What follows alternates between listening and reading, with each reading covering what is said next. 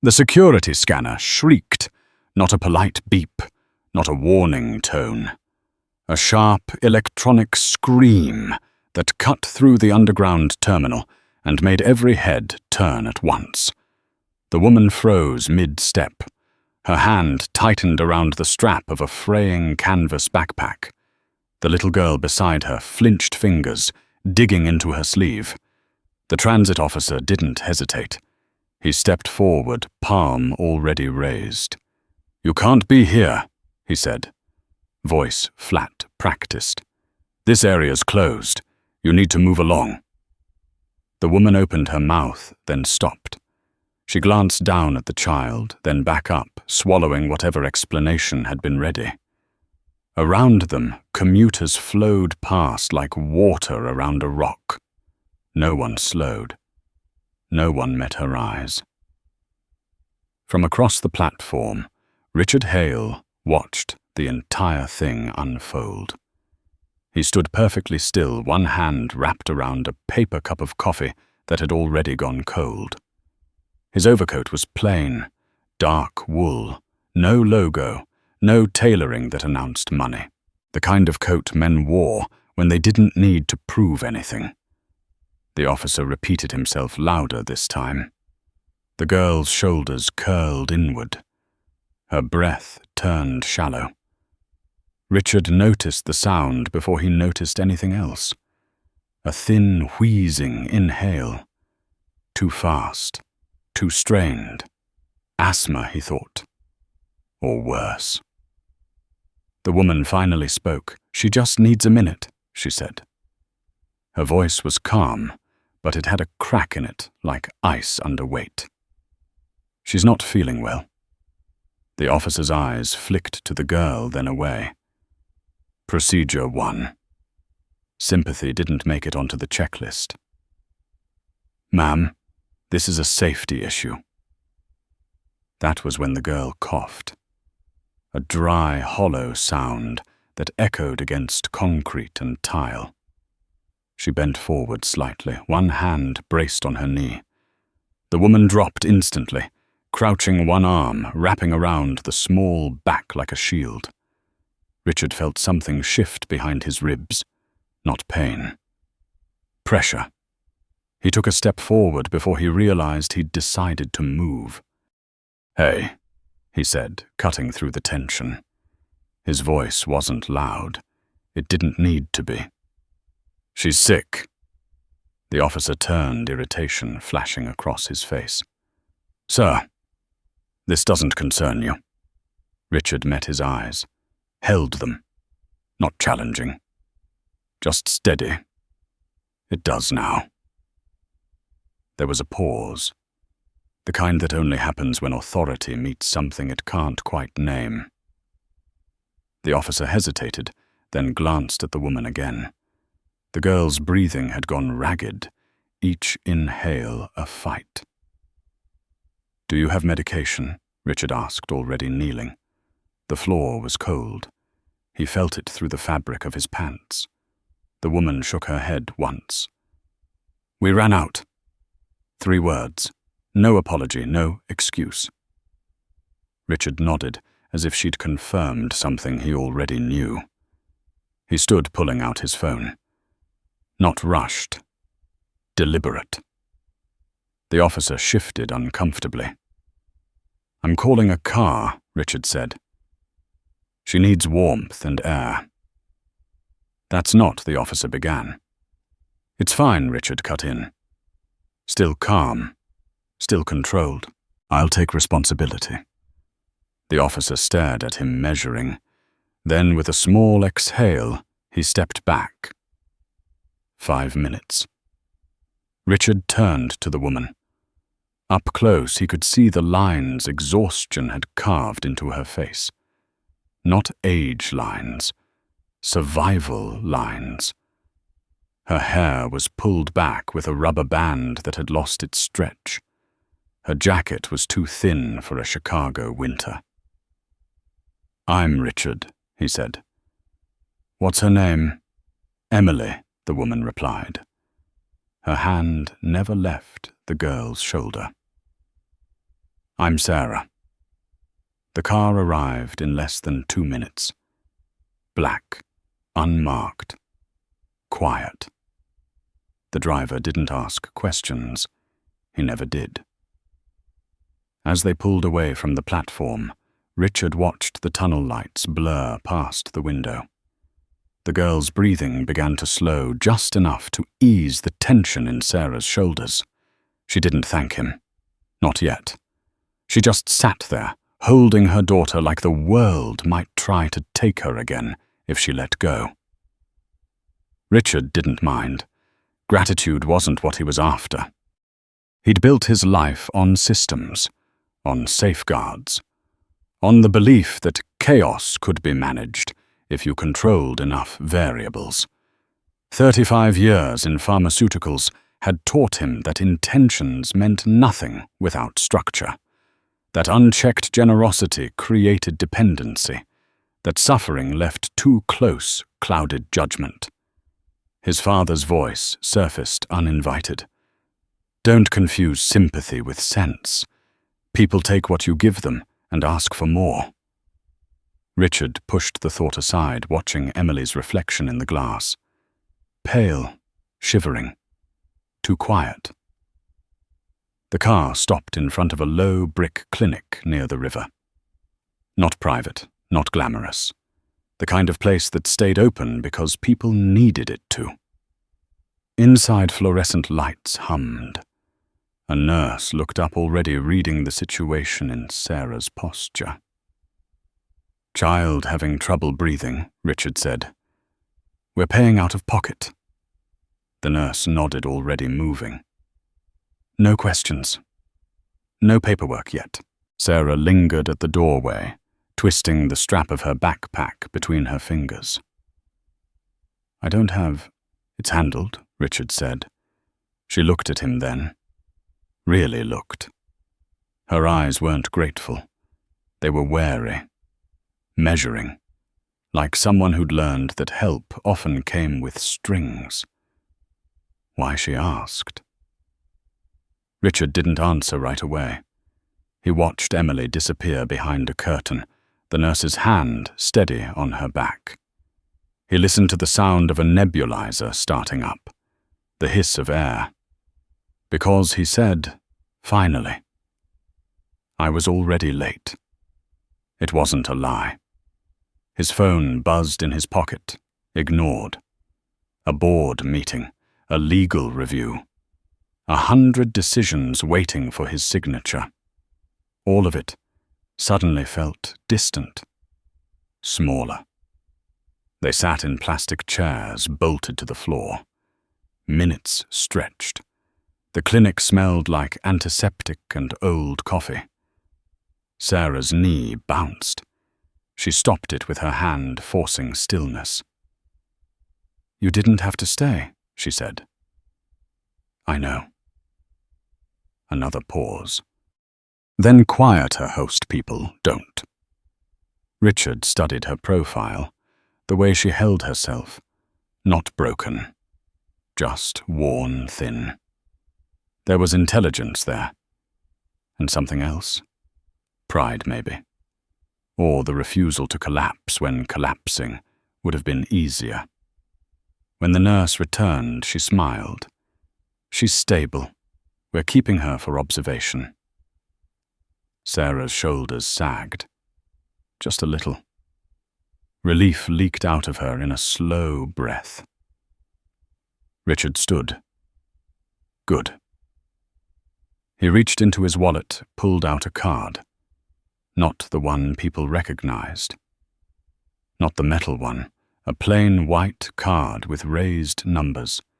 He held it between 2 fingers, then hesitated. This wasn't impulse. It wasn't charity. It was something else. A question he hadn't meant to ask, but couldn't unhear. Sarah, he said. She looked up. I'm going to do something. You're going to think it's a bad idea.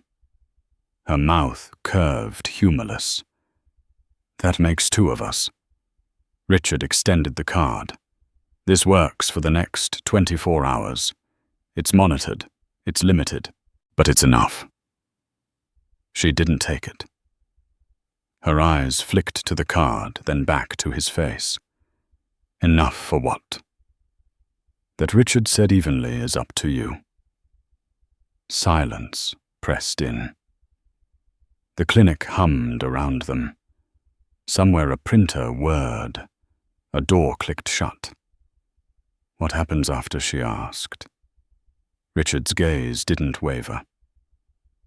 "After I come back, and we talk." Her fingers closed around the card slowly, like she expected it to disappear. "And if I don't like the terms?" A faint smile touched his mouth. Not kind, not cruel. Just honest. "Then you walk away." She searched his face for the trick, the catch, the hidden clause. There wasn't one. Not yet. Across the hall, Emily coughed, then settled. Sarah flinched, then steadied herself. She looked down at the card in her hand, then back up at Richard Hale. "Okay," she said. Richard nodded once. He turned and walked toward the exit. The sound of his footsteps measured unhurried. Outside, the cold hit him hard. He welcomed it. Behind him, in a clinic that smelled like bleach and hope, a woman held a card that could change her life. Richard didn't know that yet. What he knew was this: by this time tomorrow, one of them would be wrong about everything they believed. Sarah didn't move for a long time after he left. The automatic doors sighed shut behind Richard Hale, sealing the cold back outside, but the echo of his presence stayed with her. The card lay in her palm, warm from her skin, absurdly light for something that felt so heavy. She turned it over once. No logo, no name she recognized, just numbers raised and indifferent. 24 hours. She slid it into the inner pocket of her jacket, the one with the broken zipper she kept pressed flat with a safety pin. Emily coughed again behind the curtain. Softer this time. The hiss of the machine followed steady, mechanical, almost soothing. Sarah stood and paced 3 steps, then forced herself to stop. Panic wasted energy. Energy was currency. The nurse returned with discharge papers an hour later. "She's better," she said. "But she needs meds, and warmth, and rest. Warmth." Sarah nodded like she always did, as if warmth were a switch she could flip. She signed where told, her hand steady from long practice, and thanked the nurse with quiet sincerity. No drama, no tears. She gathered Emily, now drowsy and pink-cheeked, into her arms. Outside, the sky had shifted to that dull winter grey that pressed low over the city. The wind cut through Sarah's jacket like it had learned her shape. Emily burrowed closer. "Mum," the girl murmured. "I've got at you," Sarah said immediately. Not thinking. Never thinking. "We're okay." It wasn't a lie. Not yet. They walked 2 blocks before Sarah stopped under the awning of a closed diner. She pulled the card out again, holding it between her thumb and forefinger. This was the moment. The line she could cross or not. She thought of shelters with waiting lists that reset every morning. Of motel clerks who looked at her shoes before they looked at her face. Of promises that evaporated as soon as they were spoken. She also thought of the way Richard Hale had watched Emily breathe. Not pity. Assessment. Like a man measuring risk. Fine, Sarah thought. Measure this. The pharmacy was bright, warm, and smelled faintly of soap. Emily sagged against her shoulder, half asleep. Sarah went straight to the counter. No wandering, no browsing. Purpose first. She asked for the inhaler refill, the steroid, The spacer Emily's doctor had recommended months ago, when Sarah still had insurance. The pharmacist typed, paused, glanced up. Insurance? Sarah shook her head. Paying cash. The amount came up on the screen. Sarah didn't flinch. She slid the card forward, half expecting an alarm. Nothing happened. The machine chirped softly. Approved. Her chest tightened. Relief came later. First came focus. They moved down the aisles. Children's cough syrup. Fever reducer. Vitamins. Sarah picked up a pack of socks for Emily. Hesitated, then grabbed a second. The girl's shoes were damp inside. The soles thin. Sarah crouched and measured with her fingers, then chose a size up. Growth came, whether you were ready or not. Emily stirred. Can I get cereal? Sarah almost said no out of habit. Then she stopped herself. Which one? The girl pointed to a box with a cartoon sun. Sarah smiled, despite herself, and put it in the basket. At checkout, the total climbed higher than Sarah was used to seeing. Her pulse ticked faster. She reminded herself monitored. Limited. Enough. She swiped again. Approved. Outside, the wind felt less hostile with bags in her hands. Emily perked up, peeking inside. Is that mine? Yes, Sarah said. All of it. They took the bus south. Sarah chose a seat near the heater, pressing her knee against the vent to soak in the warmth. Emily leaned against her eyes, fluttering shut. Sarah watched the city roll past the window. Brick. Steel. Graffiti half scraped away. She knew this stretch well. The motel sat between a pawn shop and a tire place. The sign flickered on one corner, missing a letter. Sarah had stayed here once before. One night. Cash only. No questions if you paid up front. She set Emily down in the lobby chair and approached the desk. The clerk looked bored. Early 30s, coffee breath. He glanced at Sarah, then at the child. Room's 95, he said. Deposit's 50. Sarah didn't argue. She slid the card across. He raised an eyebrow. Credit? Yes. He shrugged and ran it. Approved.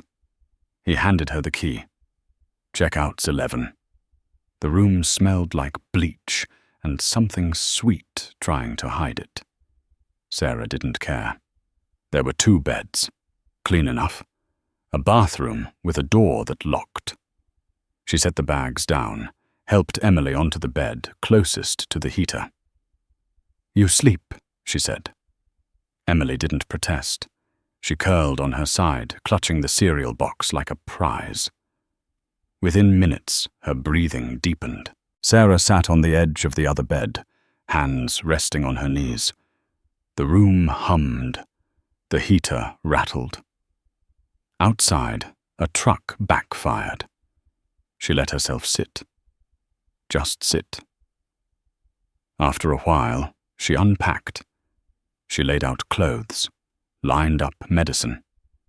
She taped the dosing schedule to the wall with a strip torn from a receipt. Control what you can. Always. She stood in the bathroom staring at her reflection. The mirror was cracked at the corner. Her face looked older than 38, or maybe it just looked tired. She ran water, splashed her cheeks. The cold woke her up. The card sat on the nightstand. There were hours left, time she wasn't used to having. Sarah thought of the women at the shelter on West Harrison. The one with the twins who never slept. The older woman who braided hair in exchange for bus tokens. The teenager who pretended not to be scared. Sarah had watched staff turn them away when beds filled up, watched blankets run out. She sat back down, fingers drumming once against her thigh. This wasn't in the plan. But neither was the card. She pulled out her phone, the screen spiderwebbed with cracks, and searched. The shelter's site loaded slowly. Donate button at the top. Sarah hovered her thumb over it. "This is stupid," a voice whispered. "Be smart. Be safe." Another voice answered quieter, but firmer. "This is why you survive." She entered an amount. Not much. Enough to buy diapers. Enough to matter. She hesitated, then pressed confirm. Approved. Her throat tightened. She hadn't expected that. Sarah lay back on the bed, staring at the ceiling. The cracks formed shapes she recognized. Rivers, roads, choices.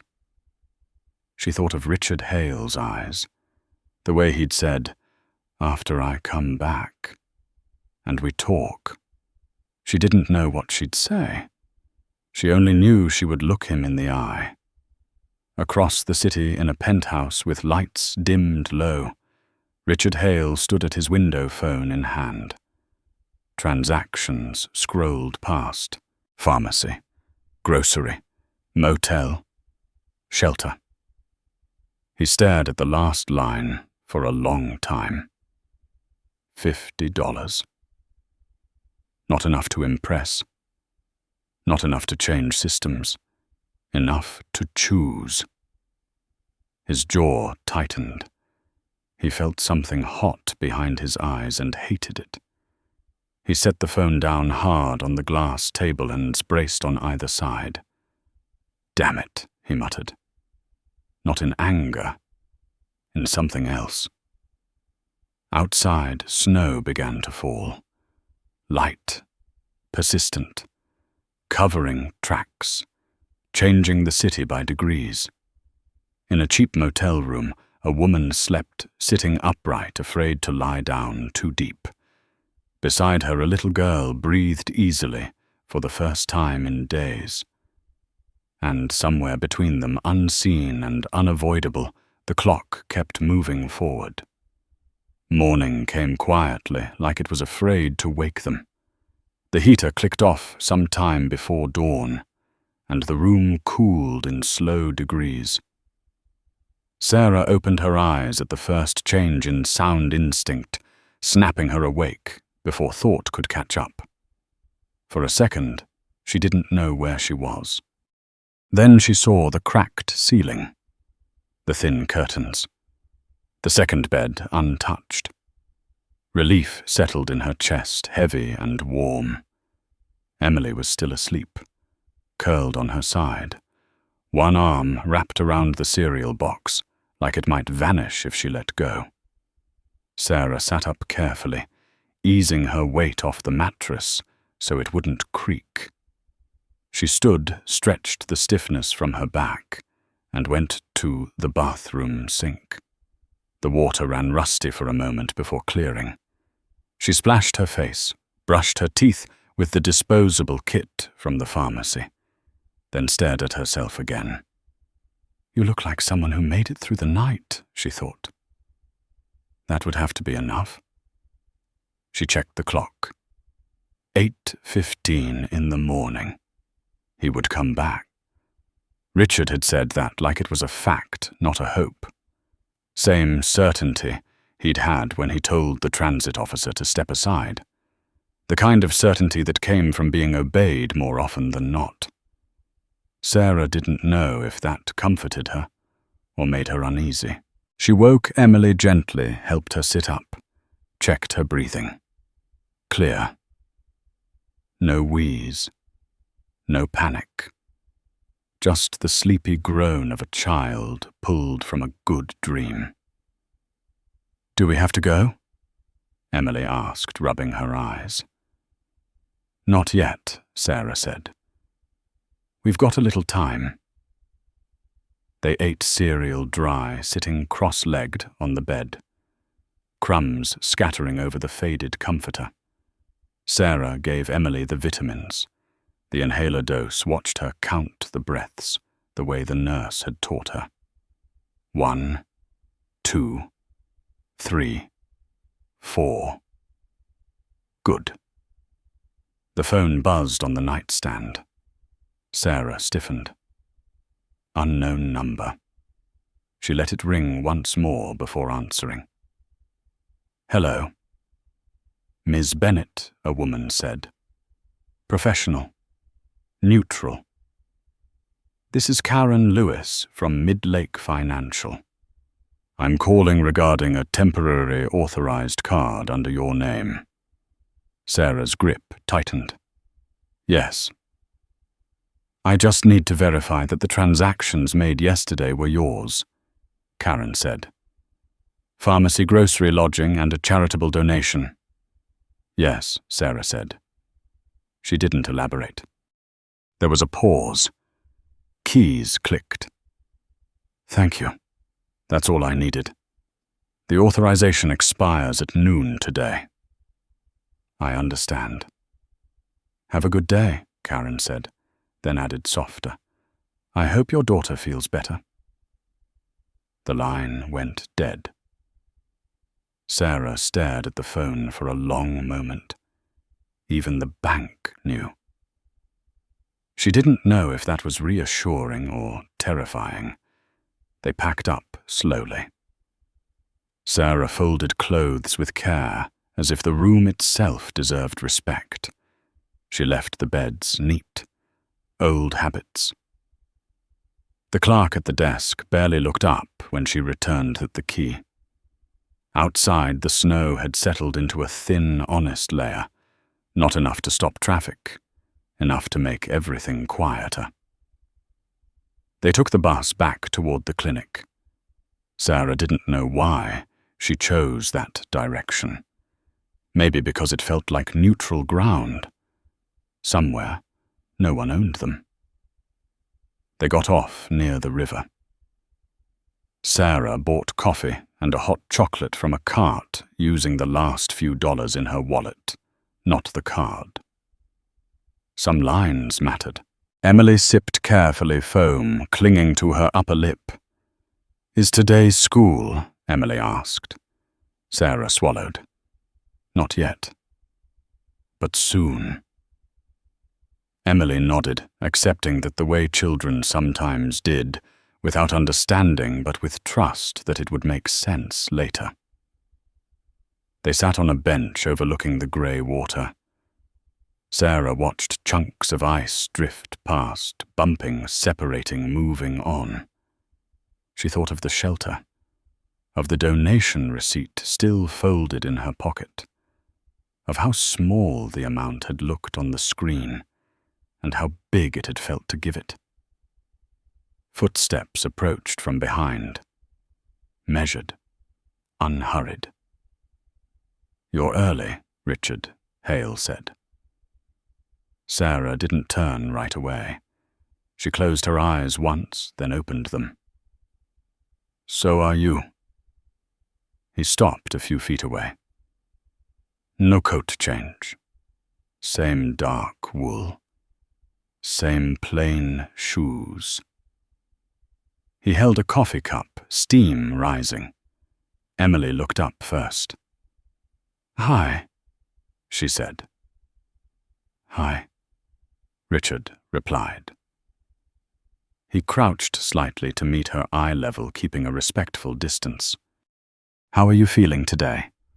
Better, Emily said. She puffed her cheeks out to demonstrate, then laughed. Richard smiled. Brief.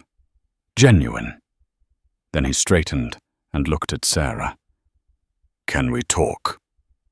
Sarah nodded. You should. They walked a few steps away, far enough that Emily couldn't hear, but close enough that Sarah could still see her. Richard didn't start right away. He took a breath as if organizing thoughts he wasn't used to sharing out loud. I saw the transactions, he said. Not accusing. Observing. So did your bank, Sarah replied. A corner of his mouth twitched. Yes. They tend to do that. Silence stretched. The river moved. Traffic hissed in the distance. You could have spent all of it, Richard said, finally. You didn't. Sarah crossed her arms more for warmth than defense. I spent what I needed. And the shelter? She met his gaze. Held it. I spent what I didn't need. Richard exhaled slowly. The sound was almost a laugh, almost a sigh. That wasn't the answer I expected. You didn't ask the right question, Sarah said. Oh. You wanted to know if I'd take advantage, she said. You didn't ask why I wouldn't. Richard studied her. Really studied her. The way she stood, slightly angled toward her daughter. The way her eyes never fully left Emily, even now. Why not, he asked. Sarah's voice didn't waver. Because someone once gave me $5 when I needed 500. And it mattered anyway. Something in Richard's expression shifted. A crack quickly masked. I don't usually do things like this, he said. I figured Sarah replied. There are consequences, he continued. Public ones, legal ones. I have people who will ask questions. I'm not asking you to save us, Sarah said. I didn't yesterday either. That's the problem, Richard said quietly. You should have. Emily waved from the bench, oblivious. Richard raised a hand. Back then turned serious again. I want to help, he said. But not like last night. Not unchecked. Not impulsive. Good, Sarah said. I don't trust unchecked help. That surprised him. She could see it. I have partners, Richard went on. Organizations. There are processes. They're slow, frustrating. But they work. I know, Sarah said. I've been through them. I'm still here. That's why I'm offering something different, Richard said. Not shortcuts. Leverage. She waited. I can make calls, he said. Not to move you to the front. To make sure your file doesn't disappear into a pile. Sarah's jaw tightened. I don't want favors. I know, Richard said. I want accountability. For who she asked. For both of us. She considered that. The wind picked up, cutting through her coat. Emily hugged herself, shivering. Sarah turned and pulled the spare socks from her bag, crouching to help Emily pull them on. The small, practical act grounded her. When she stood again, her decision was clear. Here are my terms, she said. Richard inclined his head. Listening, no press. Sarah said. No photos, no stories. My daughter doesn't become a lesson. Agreed. No money handed to me directly, she continued. If I earn help, it goes through the same channels as everyone else. Agreed. And if at any point this turns into something that makes my life harder, she finished, I walk. Richard didn't answer immediately. He watched her face. The resolve there. The lack of desperation. Fair, he said at last. Emily ran over, then slipping her hand into Sarah's. Are we okay? Sarah squeezed her fingers. "We're okay." Richard straightened. "There's a family intake center on West Monroe," he said. "They open at 9. I can drive you." Sarah looked at the river one last time. At the ice, moving, breaking, finding new paths. "Okay," she said. As they walked toward his car, a black sedan parked discreetly down the block. Richard felt a familiar tightening in his chest. Not fear. Anticipation. This wasn't charity.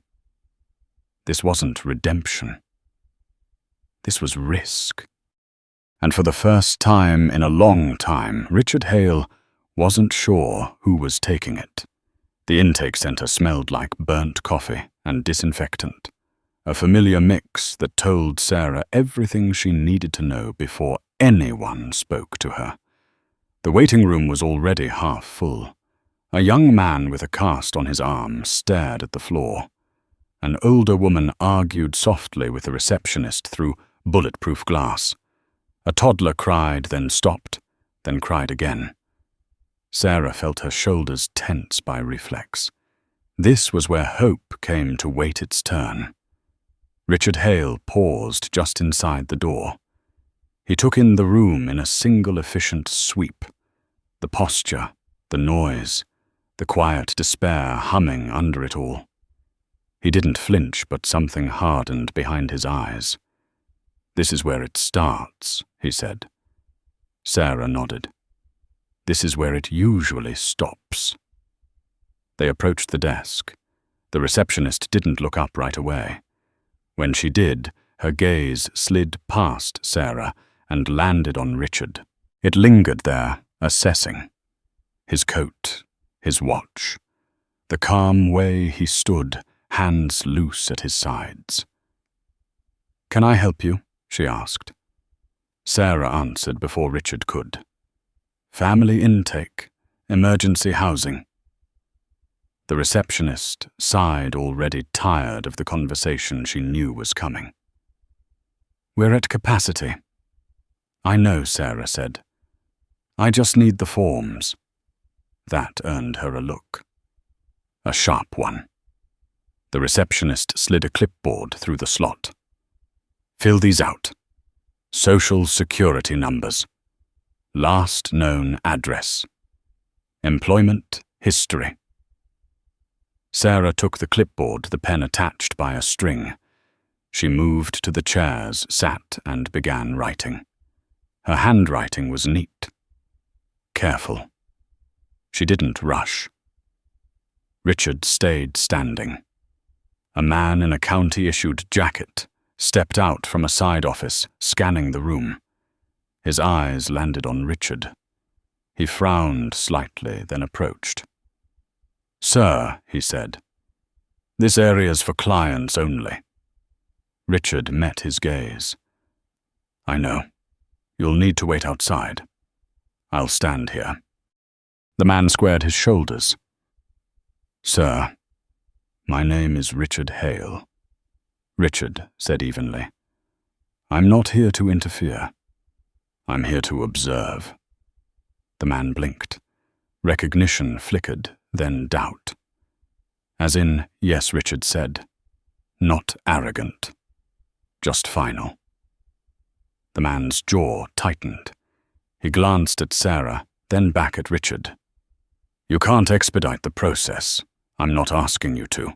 You can't guarantee placement. I'm aware. You can't—" "I know what I can't do," Richard interrupted. "What I want to know is what you can." The man hesitated. People waited. The toddler cried again. The room held its breath. "I can make sure the file gets reviewed today," he said finally. "That's it." Richard nodded once. "That's enough." Sarah looked up from the clipboard, eyes sharp. "No special notes," she said. "No flags." The man exhaled. "Fine." An hour passed, then another. Emily colored quietly on the floor with crayons Sarah had bought the night before. She drew houses, big windows, smoke curling from chimneys. Sarah watched without comment. Richard's phone buzzed constantly. He didn't answer. He watched the clock instead. Watched Sarah's posture change as fatigue set in. Watched the way she forced herself to stay upright. When the caseworker finally called Sarah's name, it was almost noon. The office was small, beige walls, a desk with a stack of folders leaning like it might collapse. The caseworker introduced herself as Denise. Early 40s, tired eyes, kind mouth. "I'm going to be honest," Denise said, folding her hands. "This isn't going to be quick." Sarah nodded. "I didn't expect it to be." Denise glanced at Richard. "He's staying." "That depends," Sarah said. "Is this confidential?" Denise hesitated, then nodded. "Yes." Richard stepped back. "I'll be right outside." The door closed, voices muffled. Time stretched. Richard leaned against the wall, arms crossed, staring at a framed poster about community resources. He thought of his board meeting, of the messages piling up, of the lawyer who'd warned him years ago that personal entanglements were liabilities. He thought of the $50 donation receipt. The door opened. Sarah stepped out. Her face was unreadable. "Well," Richard asked. "She put us on a list," Sarah said. "Top third. Because of Emily's health. That's something." "It's not a place," Sarah replied. "It's waiting," Richard nodded. He'd expected that. Outside, the wind had picked up.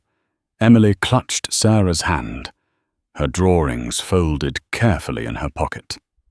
"There's a place we can stay tonight," Richard said. "Transitional housing. Short term." Sarah stopped walking. "You said no shortcuts." "I said no favors," Richard corrected. "This is standard placement. You qualify for how long?" "A week. Maybe 2. Sarah searched his face. "And after that?" "After that," Richard said, "we reassess." She considered. The city moved around them. Cars, pedestrians, life continuing indifferent. "Okay," she said. The building was modest, brick, clean. A sign out front listed a non-profit name Sarah recognized. Inside the air was warm. The staff smiled without forcing it. That alone felt rare. The room was small. 2 beds, a dresser, a window that looked out over an alley. Sarah stood in the doorway, taking it in. Emily ran to the bed, bouncing once before stopping eyes wide, waiting for permission. "You can sit," Sarah said. Emily collapsed onto the mattress, laughing. Sarah exhaled. Her knees wobbled. She grabbed the doorframe, steadying herself. Richard noticed. "Sit," he said. "I'm fine." "You're not," he replied. "Not unkind. Just accurate." She sat. They didn't speak for a while. The room hummed with distant plumbing and muffled voices. Emily fell asleep mid-laugh, crayon still in hand. Sarah watched her, then turned to Richard. "This is the part where you tell me what you want." Richard shook his head. "I already told you." "Accountability." "That's not enough," she said. "People don't do this without a reason." Richard looked at the sleeping child. "My father used to say that systems fail because people are weak."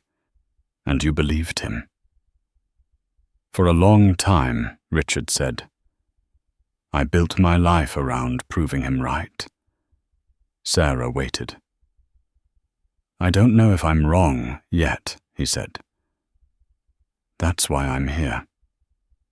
She studied him. Really studied him. The lines at the corners of his eyes, the tension in his jaw. You're testing yourself, she said. Richard didn't deny it. Sarah stood, moved to the window, looked out at the alley, snow melting into grey slush. Then don't fail, she said quietly.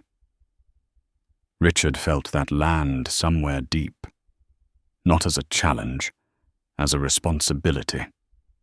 He left soon after, promising to return the next day. Sarah locked the door behind him, leaned her forehead against it for a moment, then turned back to the room. Emily slept safe for now. Sarah sat on the bed, hands folded in her lap, and let herself feel it. The fear, the hope, the exhaustion. All of it, finally allowed. Outside, Richard walked to his car and stopped before getting in. He looked back at the building, at the lit window on the second floor. For the first time, the risk felt real. And for the first time, he didn't step away from it. The first call came before sunrise. Richard Hale was already awake, sitting at the edge of his bed, tie draped over his hand, like something he hadn't decided to put on yet. The phone vibrated once against the nightstand. He didn't need to look at the name to know who it was. Tell me, he said, answering without greeting. They're asking questions, his general counsel said. Her voice was clipped, controlled, the sound of someone who'd slept with her phone beside her pillow. About yesterday. About why you missed the compliance briefing. About why your car was logged at a county intake center. Richard closed his eyes. That was fast. This city runs on rumors, she replied. And you don't usually give them oxygen. I didn't do anything illegal. That's not the same as doing nothing risky, she said. There's concern about exposure, about precedent. From who? From everyone who thinks you've lost perspective. Richard stood, walked to the window and pulled the curtain aside. Dawn crept between buildings, grey and reluctant. Perspective is exactly what I found. A pause. You're emotionally involved, she said. Yes, Richard answered. No hesitation. Another pause, longer this time. Then you need to be careful. I am being careful. That's not what it looks like. Richard watched the city wake up. Delivery trucks, early buses, a woman walking her dog bundled tight. It never does. He ended the call without saying goodbye. Across town, Sarah woke to the sound of voices in the hallway and the smell of toast drifting under the door. For a split second, panic surged. Then she remembered where she was. The room, the beds, the lock that worked. Emily slept through it all, sprawled sideways, hair across her face. Sarah smiled, despite herself. She moved quietly, brushed her teeth at the sink, splashed water on her face, and sat on the edge of the bed, hands clasped between her knees. This is temporary, she reminded herself. Don't treat it like a miracle. They ate breakfast in the common room. Eggs, toast, weak coffee. Emily chatted to another child about cartoons. Sarah listened to adults talk in low voices about caseworkers and timelines. No one asked questions. That alone felt generous. At 9, a woman with a clipboard approached. Sarah Bennett. Sarah stood. Yes. I'm Maria, the woman said. Housing services. I need to go over next steps. They sat at a plastic table near the window. Maria spoke plainly. Lists, requirements, documentation. Sarah nodded, asked questions, wrote notes on the back of an envelope. It felt familiar. The grind, the patience it demanded. You'll need proof of income, Maria said. Or enrollment. I can do that, Sarah replied. I've worked in medical billing. Maria looked up. Interest sparked. Recently. 2 years ago. That helps, Maria said. A lot. Emily tugged at Sarah's sleeve. Mum, can we go outside later? Sarah smiled. We'll see. By noon, Richard was back in his car, parked down the block from the transitional housing building. He didn't go in right away. He watched people come and go. Staff, families, volunteers. No cameras, no spectacle. Just movement. His phone buzzed again. This time, a board member. Richard, the man said. Skipping pleasantries. What the hell are you doing, driving? Richard replied. This isn't funny. I'm not joking. You're tying your name to a mess, the man snapped. People are saying you're going soft, that you're letting personal feelings override judgment. Richard turned the engine off. People say a lot of things. This company isn't a shelter. No, Richard said. It's a company. And I run it. Silence. Then quieter. You're risking confidence. Richard leaned back, staring at the building. Confidence in what? In you. Richard smiled faintly. Then let them watch. He ended the call and stepped out into the cold. Sarah was in the hallway when he knocked. She opened the door, surprise flickering across her face before settling into guarded calm. You're early, she said again. So were they, Richard replied. She stepped aside. He entered, noting the changes. The folded blanket, the bag tucked under the bed, the way Emily's shoes were lined up neatly by the wall. How's it going? He asked. Slow, Sarah said. Which means it's real. Richard nodded. Emily appeared holding a piece of toast. You came back. I said I would. Richard said. She considered that, then smiled and returned to her toast. Sarah crossed her arms. Your people called, didn't they? Yes. And they're uncomfortable. Good, Sarah said. So am I. Richard studied her. You don't scare easily. Sarah shrugged. I learned what fear costs. He gestured to the chair. Can we talk? They sat. Emily colored at the table, humming softly. I need to be clear, Richard said. This can't turn into a dependency. Sarah's eyes sharpened. It won't. I'm serious. So am I, she replied. I didn't survive to be owned.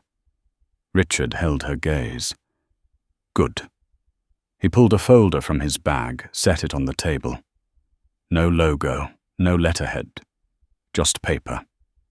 These are resources. Programs, training, not guarantees. Sarah didn't reach for it. What do you want in return? Progress, Richard said. Measured, documented, yours. And if I fail, you won't. That's not an answer. Richard exhaled. If you fail, we adjust. Like any plan. She nodded slowly. Okay. Emily looked up. "Are we moving again?" Sarah glanced at Richard. "Not today," he said gently. Emily relaxed, returned to her drawing. Richard stood. "I'll check in tomorrow." "You don't have to," Sarah said. "I know," he replied. He left before she could say more. That afternoon, Sarah walked Emily to the small playground behind the building. Snowmelt turned the ground to mud. Emily didn't care. She ran, laughed, slid. Sarah sat on a bench watching heart pounding with something close to peace. She thought of the card, the 24 hours, the way it had ended not with a bang, but with a door opening. She didn't know how long it would stay open. That evening Richard sat in a conference room downtown, fluorescent lights buzzing overhead. Faces stared back at him. Concerned, skeptical, irritated. "You're crossing lines," one executive said. "You're exposing us," said another. Richard listened. Let them talk. When the room finally quieted, he leaned forward, hands flat on the table. "I built this company by believing systems matter more than stories," he said. "I still believe that. But systems fail when they forget who they're built for." A scoff. "This isn't about philanthropy." "No," Richard agreed. "It's about leadership." Silence again. "I'm not asking you to approve anything." He continued. "I'm informing you. I will not use company funds. I will not use our name. I will not compromise compliance." "Then why are we here?" someone demanded. "Because I want you to see what accountability looks like," Richard said. "Not quarterly. Human." No one spoke. Richard stood. Meeting adjourned. He walked out before anyone could stop him. That night, Sarah tucked Emily into bed, reading from a book she'd borrowed from the common shelf. Emily yawned, eyes heavy. "Mum?" "Yes, baby." "Is that man nice?" Sarah thought of the way Richard watched, the way he listened, the way he didn't promise more than he could give. "He's trying," she said. Emily smiled, satisfied. "Okay." Sarah turned off the light and sat in the dark for a long time after listening to her daughter breathe. Across the city, Richard stood in his kitchen, tie finally discarded, staring at the skyline. The calls would keep coming. The pressure would grow. The risk would sharpen. For the first time, he didn't feel alone in it. And for the first time that scared him. The letter arrived folded in half, slid under the door like an accusation. Sarah spotted it the moment she stepped back into the room. Plain envelope. No logo. No return address.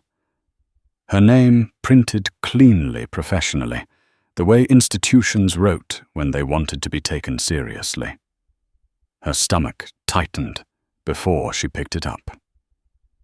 Emily was at the table, coloring, humming to herself. Safe. Distracted. Sarah opened the letter slowly. Notice of review. Her eyes tracked the words one line at a time. Reassessment of eligibility.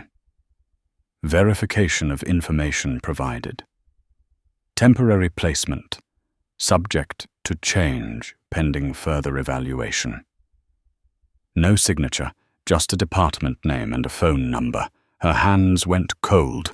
This was how it always happened. Not loudly, not cruelly, just paperwork that quietly erased progress. "Mum?" Emily asked, glancing up. What's that?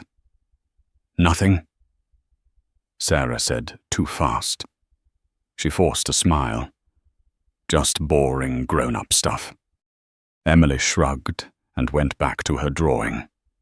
Sarah folded the letter again, slid it into her pocket, and sat down hard on the bed.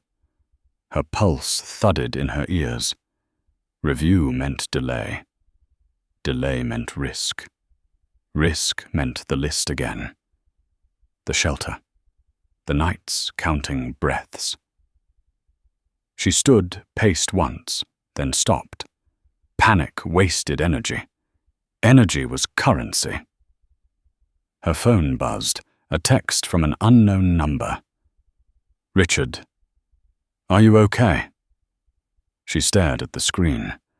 For a moment she considered lying. It would be easier. It always was. Then she typed. Sarah. They're reviewing our placement. The reply came almost immediately. Richard. I'm on my way. No, she typed. Don't. Too late. An hour later, Richard stood in the hallway outside her door, jaw-tight, coat still on. He held the letter in his hand, eyes scanning it again like it might change if he looked hard enough. This shouldn't have happened this fast, he said. It always does, Sarah replied. Her voice was level. Too level. Someone noticed. Richard exhaled through his nose. Someone complained. About what? About me, he said. About you. About favoritism. Sarah crossed her arms. I told you. No flags. I didn't place one, Richard said. But I cast a shadow. Silence pressed in. The building creaked around them. Somewhere, a door slammed. Voices echoed. What are you going to do? Sarah asked. Richard hesitated. Just a fraction, enough that she saw it. I can call, he said. Ask questions. That's what caused this, Sarah said. You calling? His jaw tightened. If I don't, they might pull you out. And if you do, they might do it faster. She shot back. Emily appeared in the doorway, eyes wide. Are we leaving? Sarah's heart clenched. She crouched immediately, hands on Emily's shoulders. No, not today. Promise? Sarah swallowed. I promise I'll try. Emily nodded, trusting her the way only children did. She retreated to the table, quieter now. Richard watched the exchange, something dark flickering across his face. Guilt. Anger. Both. I can fix this, he said. Sarah stood. No, you can't. He looked at her sharply. You can make calls, she continued. You can move levers, but you can't control what happens after. And if you try, they'll use it against us. Us, Richard repeated. Sarah didn't correct him. This is the line, she said. If you cross it, everything we agreed on breaks. Richard ran a hand through his hair. He looked tired, older than his years. Then what do we do? Sarah took a breath. I do what I always do. I show up. I prove I belong here. And if that's not enough, then it wasn't real help, she said quietly. Richard looked at her like she'd struck him. Not because she was cruel, because she was right. The review meeting was scheduled for the next morning. Sarah barely slept. She lay awake, listening to Emily breathe, replaying every form she'd filled out, every answer she'd given. She woke before dawn, dressed carefully, chose clothes that looked clean and neutral and responsible. She braided her hair tight. Armor. Richard waited outside in his car engine off. He didn't come in. Inside the office, 2 administrators sat across from Sarah. One older man with tired eyes, one younger woman with a tablet and a pen that never stopped moving. "This review is standard," the man said. "I understand," Sarah replied. "We've received concerns," the woman said. "About external involvement?" Sarah nodded. "I disclosed all support." "Support isn't the issue," the man said. "Influence is." Sarah folded her hands. "I haven't asked for any." The woman glanced at her notes. "Mr. Hale has been present at multiple points." "Yes," Sarah said. "He offered transportation and information." The man leaned back. "Do you have a personal relationship with him?" Sarah met his gaze. "No. Financial, no." "Then why is he involved?" Sarah didn't answer right away. She thought of the clinic, the inhaler. The night Emily slept without wheezing. "Because he saw us," she said, and didn't look away. The younger woman paused her pen. "That's not a category we work with," the man said gently. "I know," Sarah replied. "But it's the truth." The room went quiet. "We need documentation of income potential," the woman said finally. "Enrollment, proof of forward motion." Sarah slid a folder across the table. "Applications, program confirmations, a letter from Maria. Neat, complete." "I'm not asking for an exception," Sarah said. "I'm asking for time." The man studied the papers. His expression softened just slightly. "We'll continue placement for now," he said. "But external involvement must remain limited." Sarah nodded. "Understood." Outside, Richard stood when he saw her emerge. His face was tight with anticipation. "Well?" he asked. "They're letting us stay," Sarah said. "For now." Relief flashed across his face quickly, followed by something else. "I didn't interfere." "I know," Sarah said. "And that's why it worked." They stood in silence. Snow began to fall again, light and uncertain. "I almost called," Richard admitted. 5 times. Sarah looked at him. "Thank you for not." He nodded once. A concession. A lesson learned the hard way. That evening, Emily ran into Sarah's arms, laughing relief spilling out of her in a rush. Sarah held her tightly, eyes burning.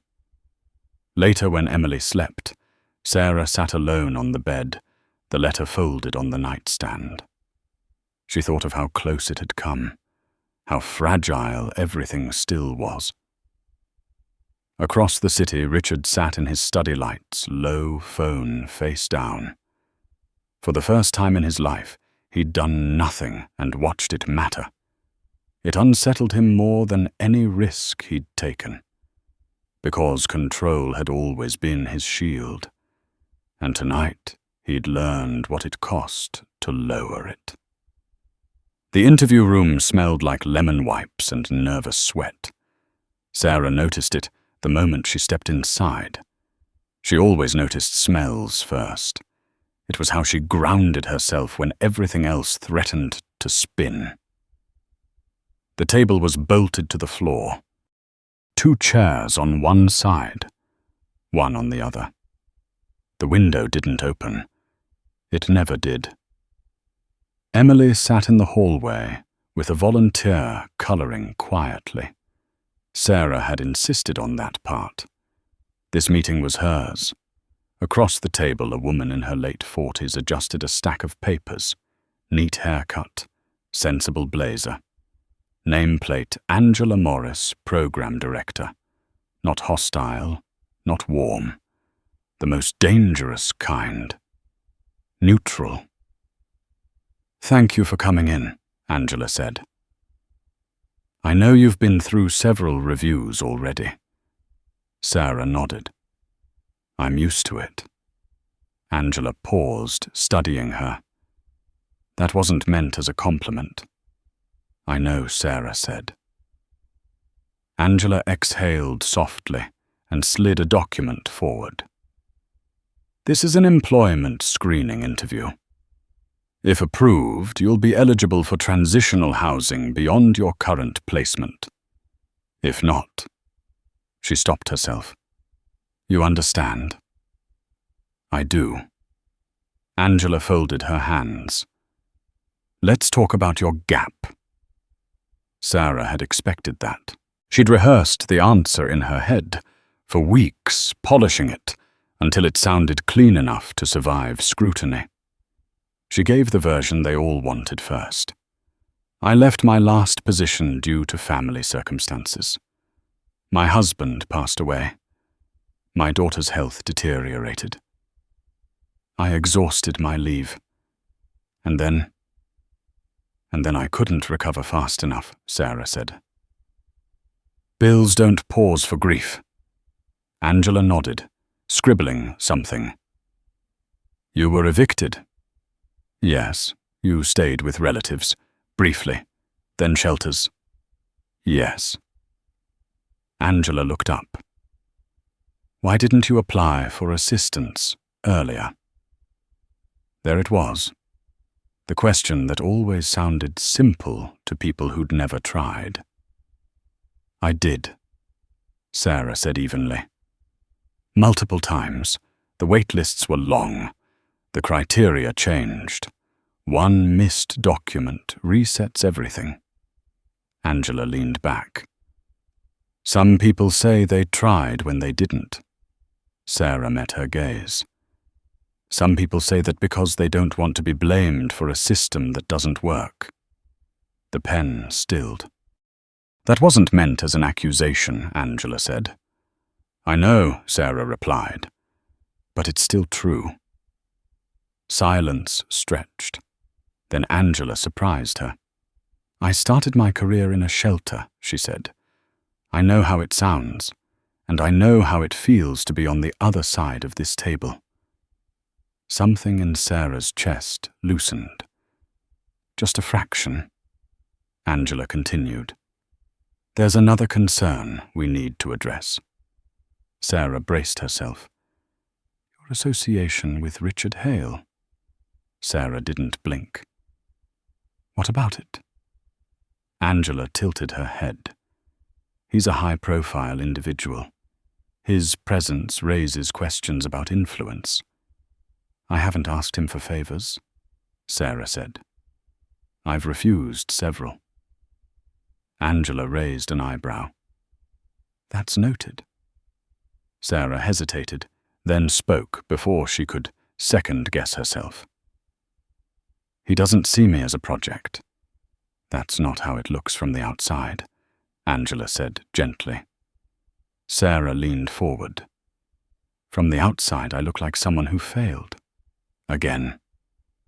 But you're not on the outside. You're here." Angela held her gaze. Something passed between them. Recognition, maybe. Or respect. "Tell me why you want this job," Angela said. Sarah didn't reach for the rehearsed answer this time. She let the truth come up on its own, unfiltered and sharp.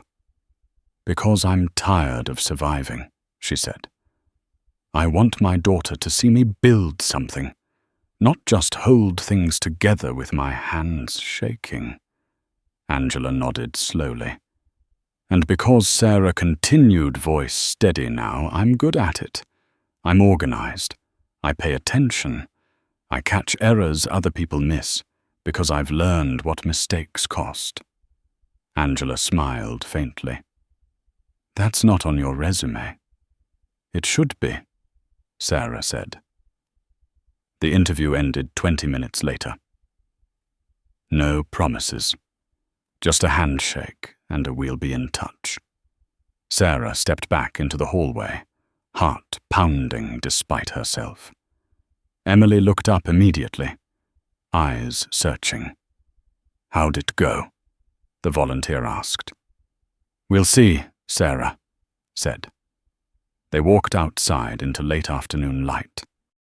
The air had that brittle edge that meant winter wasn't done with them yet. Sarah checked her phone. No messages. Richard had promised not to hover. He was keeping that promise. The call came 2 days later while Sarah was folding laundry in the common room. She stared at the screen when she saw the number, fingers numb. "Yes," she said. Angela's voice came through calm and clear. "We'd like to offer you the position." Sarah sank onto the nearest chair, the basket of clothes tipping. Socks spilled across the floor. "Thank you," she said, the words catching. "Your start date is in 2 weeks," Angela continued. "Pending final background clearance." "I understand." When the call ended, Sarah didn't move for a long moment. Then she laughed, a short, disbelieving sound that startled the woman next to her. That night she told Emily while they lay on the bed, legs tangled. "Does that mean we get a house?" Emily asked. "It means we're closer," Sarah said. Emily grinned. "Closer is good." Across town, Richard read the email twice before allowing himself to breathe. He sat at his desk, city lights reflected in the glass, and felt something unfamiliar settle over him. Relief, yes, but also something sharper. Pride. He closed the laptop and leaned back, staring at the ceiling. He hadn't made the call. He hadn't pulled the strings. He'd stayed out of it. And it had worked. The next morning, the article hit. Not about Sarah. About him. A business column questioning his recent absences. Speculating about distractions. Wondering aloud if Richard Hale had lost his edge. He read it without flinching. He'd faced worse. At the bottom of the page, a quote from an anonymous source. "He's letting emotion cloud judgment." Richard smiled thinly. They had no idea. He closed the browser and picked up his phone, typing a message he'd rehearsed in his head. "Richard, congratulations. You earned it." The reply came a minute later. "Sarah. Thank you. I really did." He stared at the words, then typed again. "Richard, dinner. To celebrate. My treat. No agenda." There was a pause long enough for doubt to creep in. "Sarah. One condition. Richard. Name it." "Sarah. We go somewhere normal." Richard laughed out loud, the sound echoing through the empty room. "Richard, deal." As he set the phone down, he felt the weight of the coming days. More scrutiny. More resistance. More tests. But tonight, somewhere across the city, a woman who'd been dismissed as invisible was planning her first day back into the world. And for the first time, Richard understood that power wasn't proven by control. It was proven by restraint. The diner smelled like grease coffee and something faintly sweet that reminded Richard of childhood mornings he hadn't thought about in decades. It wasn't the kind of place he ever would have chosen on his own. Vinyl booths cracked with age. A bell over the door that rang too loudly. A handwritten sign by the register that said, "Cash preferred, please." But Sarah had picked it without hesitation, like she'd already known exactly where she was going. Emily slid into the booth first, bouncing once before settling. "Can I get pancakes?" The waitress didn't look at Richard when she answered. "All day, honey." Richard watched that. The lack of recognition, the absence of deference. He felt strangely lighter for it. They ordered simply. Pancakes, eggs, coffee, orange juice. No discussion about who was paying. Richard had already handed over his card, the regular one, not the white temporary card that had started everything. Sarah noticed but didn't comment. For a few minutes they ate in silence. The clink of silverware, the sizzle from the griddle behind the counter. Emily hummed syrup on her chin. "This is nice," Emily said suddenly. "Like normal." Sarah's hand stilled for half a second before she smiled. "Yeah," she said softly. "It is." Richard felt the word land in his chest. Normal. He'd spent most of his life running from it. So Sarah said, stirring her coffee, "You're getting heat for this, aren't you?" Richard didn't pretend otherwise. "More than usual. Why keep going?" He looked at her. Really looked at her. The way she sat straight without being rigid. The way she listened more than she spoke. Because stopping now would prove them right. And what do they think they're right about? "That people like you are exceptions," Richard said. "Stories, not systems." Sarah chewed thoughtfully. "Maybe we are exceptions. Then the system's broken," Richard replied. "And I built my career pretending it wasn't." Emily looked up. "What's a system?" Sarah smiled. "It's a bunch of rules people make so things work." Emily frowned. "Do they work?" Sarah hesitated. Richard answered. "Sometimes." The waitress returned with a fresh pot of coffee, refilling Richard's cup without asking. Still didn't look at him. He liked that. Later, walking back to the car, Richard felt eyes on him. He didn't turn at first. Years of being watched had taught him how to move through it. But then he heard his name. Richard Hale. He turned. A man in his 50s stood a few steps away, phone already half raised, press badge clipped to his coat. "I'm Mark Jensen," the man said. "Chicago Ledger." "Mind if I ask you a few questions?" Sarah stiffened immediately. Emily tucked closer to her side. Richard assessed the situation in a heartbeat. Public sidewalk. No cameras yet. But they'd come. "Not here," Richard said. Mark smiled. "It's already here." "What do you want?" Richard asked.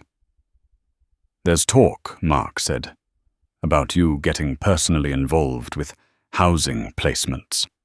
About favoritism." Sarah opened her mouth.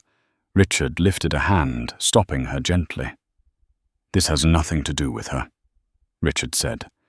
"If you have questions, ask me." Mark's eyes flicked to Sarah anyway. "People are curious." "People always are," Richard replied. "That doesn't make it their business. Are you funding a private rescue project?" Mark pressed. "Is this a rebrand?" Richard stepped closer, his voice dropping. "If you print her name, if you photograph her child, I will make sure every editor in this city knows exactly what kind of journalist you are." Mark's smile faded. He lowered the phone. "Is that a threat?" "It's information," Richard said. "Use it wisely." Mark studied him, then nodded once. "Fair enough." He walked away. Sarah exhaled slowly. That's what I was afraid of. I know, Richard said. And I'm sorry. For what? For forgetting that power casts shadows, even when you don't mean it to. She considered that, then nodded. Thank you for not pretending it doesn't. They drove in silence for a while. The city passed by in muted winter colors. Brick, steel. People wrapped in coats moving fast. At the transitional housing building, Sarah paused before getting out. You don't have to keep showing up. I know, Richard said. You could step back now. Let the story fade. I could, he agreed. But you won't. No, Richard said. I won't. She studied him, then opened the door. Just remember, she said, this only works if I'm still the one doing the work. I won't forget, Richard replied. That night, Richard sat in his study laptop, open, reading reports he'd ignored for weeks. Housing shortages, wait lists, funding gaps, numbers he'd skimmed before, now pressed into meaning. He thought of the $50, the pancakes, the way Emily had said normal like it was a gift. He picked up his phone and dialed a number he rarely used. I want a meeting, he said when the call connected. No press, no announcement, just facts.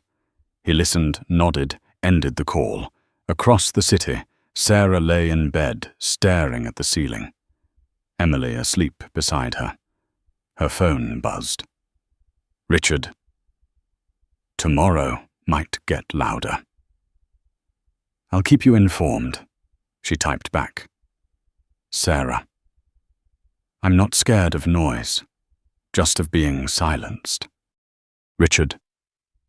You won't be. She set the phone down, heart steadying. Outside, sirens wailed and faded.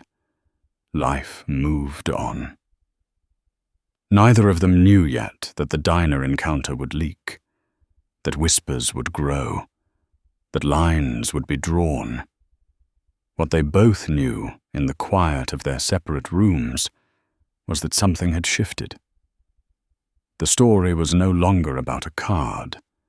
It was about what happened when power stopped hiding behind distance and chose to stand where it could be seen. The headline broke before dawn, sharp and clean, and impossible to ignore. Pharmaceutical titan faces scrutiny over personal involvement in housing program. Richard read it on his phone while standing at the kitchen counter, coffee untouched the city, still dark beyond the glass. The article was careful. No names where it couldn't prove them. Plenty of insinuation where it could. Words like blurred lines, potential influence. Questions raised. It quoted unnamed sources. It always did. He scrolled once, then again. A photo loaded halfway down. Not of Sarah, not of Emily. Of him, stepping out of the diner, face half-turned, expression unreadable. The bell above the door frozen mid-swing behind him. Richard exhaled slowly. He hadn't miscalculated. He'd simply reached the part of the equation most people pretended didn't exist. His phone buzzed, then buzzed again. Board members, council, communications. He ignored them all and typed a message with steady fingers. Richard. You may see something online this morning. It's about me, not you. The reply came almost immediately. Sarah. I already saw it. He closed his eyes briefly. Richard. Are you okay? There was a pause long enough for dread to creep in. Sarah. I'm angry. But I'm still standing. Good, Richard thought. That mattered more than okay. Across the city, Sarah sat at the small desk in her room, laptop, opened the article, glowing on the screen. Emily was still asleep, one arm flung over a stuffed bear she'd been given by a volunteer. Sarah read every line, jaw set, heart pounding. They hadn't named her. They hadn't named Emily. But they'd drawn the outline clearly enough that anyone looking could fill in the rest. She closed the laptop, stood, and paced once. Panic scratched at the edges of her mind. She shoved it aside. Panic wasted energy. Energy was currency. Her phone rang. Unknown number. Sarah Bennett, she answered. Ms. Bennett, a man said. Smooth. Professional. This is Thomas Reed. I represent the City Housing Oversight Committee. Sarah's grip tightened. Yes. We'd like to ask you a few questions, he said. Regarding your recent placement. I followed procedure, Sarah replied. I'm sure, he said lightly. This is informal. For now. For now, Sarah echoed. We can meet this afternoon. I have an interview, Sarah said. For a job. A pause. Then congratulations. Thank you, Sarah replied, not sure if it was sincere. We'll work around it, Thomas said. 1 o'clock. Fine, Sarah said. But I'm bringing counsel. Another pause. Excuse me, I'm bringing someone, Sarah clarified. For support. Of course, he said. See you then. The line went dead. Sarah stared at the phone, pulse racing. She didn't have counsel. She had no lawyer on retainer. She had no team. She had Richard. She didn't want to call him. That was the truth she didn't soften. She didn't want to prove the article right. She didn't want to confirm the narrative that she was being carried by someone else's weight. She stared at Emily, sleeping peacefully, and made the call anyway. Richard answered on the first ring. They want to talk, Sarah said. The city. I know, Richard replied. No surprise, no triumph, just acknowledgement. I'll arrange representation. No, Sarah said. Not yours. Mine. Richard was silent for a beat. I can help find... I know you can, she said. That's not what I'm asking. What are you asking? Tell me the truth, Sarah said. Are you willing to step back if I ask you to? The question hung between them, heavy and unavoidable. Yes, Richard said finally. The word was firm.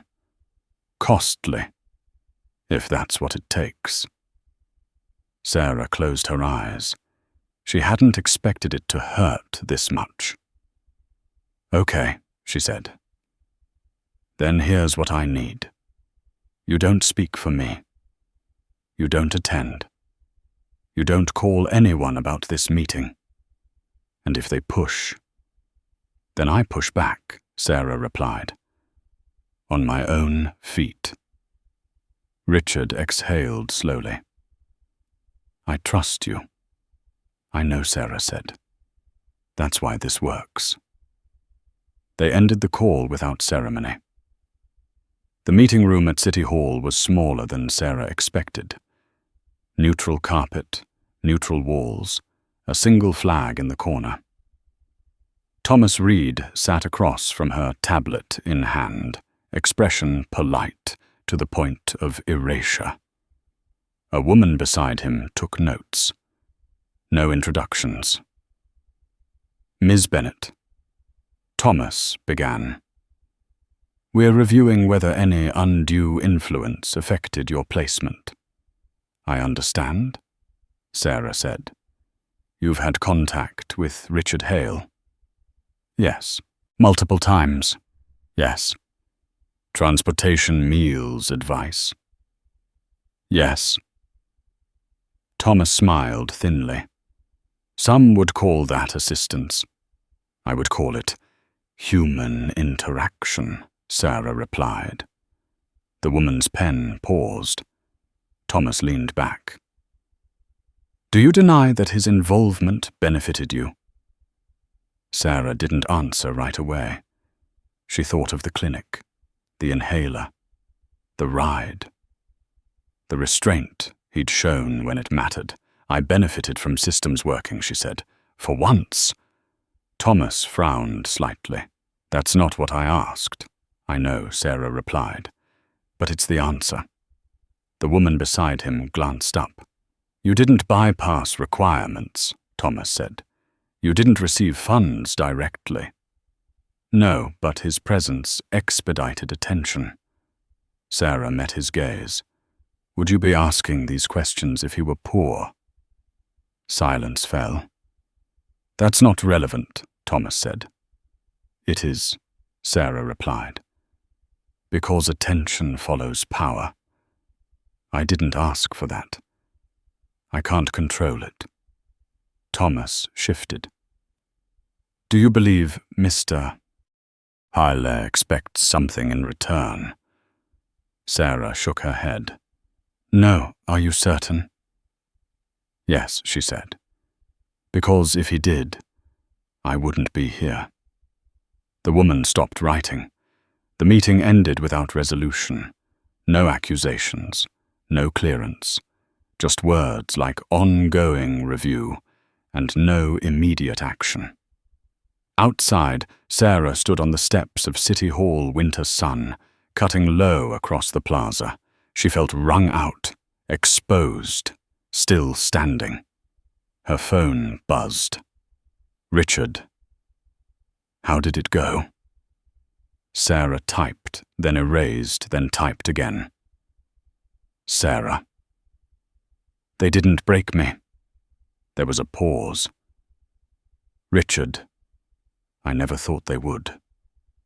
Across town, Richard sat in a glass-walled conference room. Board members arrayed around him like judges. The article lay printed in the center of the table. You've become a distraction, one said. You're risking trust, said another. Richard listened, hands folded. When they finished, he spoke once. This isn't about her, he said. It's about us. A scoff. You're making this personal. No, Richard replied. I'm making it honest. They stared at him, waiting for the pivot. The apology, the retreat. It didn't come. I will step back from any involvement that compromises her. Richard continued. I will not step back from the principle that systems must answer to the people they serve. Silence followed. Uncomfortable. Necessary. That night, Sarah sat with Emily on the bed reading. Emily traced the pictures with her finger, yawning. Mum, she said, are we in trouble? Sarah swallowed, then smiled. No, baby. We're just being noticed. Emily considered that. Is that bad? Sometimes, Sarah said. But not always. Emily nodded, satisfied, and drifted to sleep. Later alone, Sarah stared at the dark window. She thought of how close everything had come to slipping, of how loud the world got when it sensed change. Across the city, Richard stood at his window again. City lights scattered below like a map of consequence. Neither of them knew exactly how this would end. What they knew was that the next move wouldn't belong to power. It would belong to truth. The press conference room was smaller than people expected. No grand stage, no sweeping banners. Just a narrow podium, a muted city seal on the wall, and rows of chairs packed with reporters who had come expecting either an apology or a collapse. Cameras hummed softly, red lights blinking like patient eyes. Richard Hale stood just off to the side, hands folded, posture straight, face unreadable. He wore a simple grey suit. No power tie, no performance. He had already decided he would not raise his voice today. Sarah sat 3 rows back, slightly to the left, Emily beside her. Emily's feet didn't touch the floor. She swung them gently, unaware of how many adult lives were currently leaning toward this moment. Sarah's hands rested loosely in her lap, but her back was straight. She did not look small. When Richard stepped to the podium, the room stilled. "I'm not here to deny anything," he began. His voice carried easily low and controlled. "I did get involved. I did show up. I did use my time and my access to make sure a family wasn't ignored. Pens scratched, heads lifted. I did not use company funds. I did not bypass the law. I did not ask for exceptions. What I did was refuse to look away when a system treated a human life like a clerical inconvenience." A murmur rippled through the room. For decades, Richard continued, "I believed distance was professionalism, that caring too much was weakness, that you protect integrity by staying removed. I was wrong." He paused. Let the silence settle. "The scrutiny is fair," he said. "Power should always be questioned, but so should indifference." A hand shot up. "Mr. Hale, are you admitting to favoritism?" Richard didn't hesitate. "No. I'm admitting to responsibility." Another voice. "Is this a rebrand? A philanthropic pivot?" Richard shook his head once. "No. This is not charity. This is accountability. To myself first." He stepped back from the podium, signaling the end. No speechwriter flourish, no closing line. The cameras kept rolling anyway. As the room erupted into overlapping questions, Richard didn't answer them. He turned, walking calmly past the press, past the exits toward the back of the room, toward Sarah. For a brief second, their eyes met. No nod, no smile, just recognition, the kind earned, not granted. Outside, the winter air felt sharp and clean. Reporters flooded the steps, shouting names, questions blurring together. Richard moved through them without breaking stride. Sarah held Emily's hand tightly as they walked down the block away from the noise. Emily looked back once, curious. "Why are they yelling?" she asked. "Because they're catching up," Sarah said. Emily accepted that, then skipped ahead. Boots slapping against concrete. They reached the car Maria from Housing Services had arranged for them. Not Richard's car. That mattered. Before Sarah got in, she paused. Richard stood a few steps away, hands in his coat pockets giving her space. "They won't stop," Sarah said quietly. "I know," Richard replied. "You're going to take hits. I already am." She studied him, the calm in his face, the weight behind his eyes. "You could still walk away." "Yes," he said. "I could. But you won't." "No," Richard said. "I won't." Sarah nodded once. Not gratitude. Agreement. Emily climbed into the car, waving. "Bye, Richard." "Bye, Emily," he said. The car pulled away, disappearing into traffic. Weeks passed. The review closed without penalties. No wrongdoing found. No hero declared. Just a quiet conclusion, buried beneath louder news cycles. The article faded. The outrage moved on. Sarah started her job. The office was small. Fluorescent lights, a desk with a computer that hummed when it woke up. Her name printed on a badge she touched more often than necessary, just to make sure it was real. She learned fast. Asked questions, stayed late when needed, left on time when she had to pick up Emily. Emily started school. She came home with drawings taped to construction paper, stories about classmates, complaints about math, normal things, beautiful things. They moved into a modest apartment 6 months later. 2nd floor, 2 bedrooms, a window that let in light without letting in fear. Sarah stood in the doorway the first night and cried silently while Emily explored every corner like it was a castle. Richard did not attend the move-in. He sent a text instead. "Richard, proud of you." Sarah, "I know." They saw each other less after that. On purpose. Boundaries held, respect intact. When they did meet, it was brief. Coffee, updates, nothing owed. The foundation came later. Not announced with fanfare, not named after anyone. Just a pilot program tucked inside an existing non-profit focused on families with children and medical risk. Clear criteria, clear limits, clear dignity. Sarah was not on the board. She was invited to speak once privately to a room of social workers and administrators. No microphones, no press.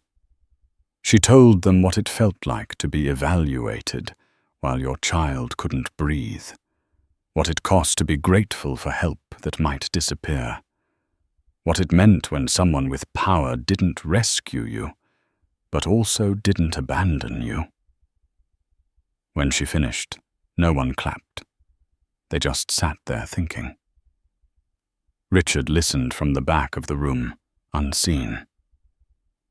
That night he stood alone on his balcony, city lights blinking below. He thought of the white card. The 24 hours, how small the act had seemed at the time, how large the consequences had become. He had not found redemption. He had found alignment. Across the city, Sarah tucked Emily into bed, kissed her forehead, and turned off the light. She stood in the doorway for a moment, watching her daughter breathe steady and unafraid. She did not think about Richard then. She thought about tomorrow, and the next day, and the quiet miracle of planning beyond survival. Somewhere between power and poverty, between control and trust, a line had been crossed. Not dramatically, not loudly, but permanently. If this story moved you, take a moment to like the video, subscribe to the channel, and share your thoughts in the comments by writing 3 simple words. Keep it human.